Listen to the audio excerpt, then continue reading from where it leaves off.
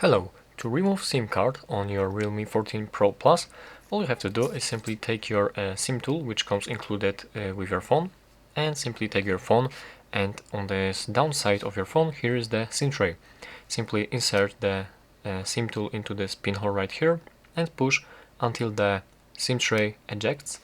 From here you have to grab it with your nails like this and carefully take it out, because this SIM tray is very fragile and it might actually bend if you're not doing it carefully. Alright, from here we have our SIM tool with SIM cards. I have two SIM cards actually right here, and to actually take them out on this side of your SIM tray, here you can see there are little cuts, and you can simply, with no problem, with your nail, grab the SIM card and take it out. And it is actually the fastest way, the best way to take out your SIM cards, simply by grabbing them with the nail and taking them out just like this.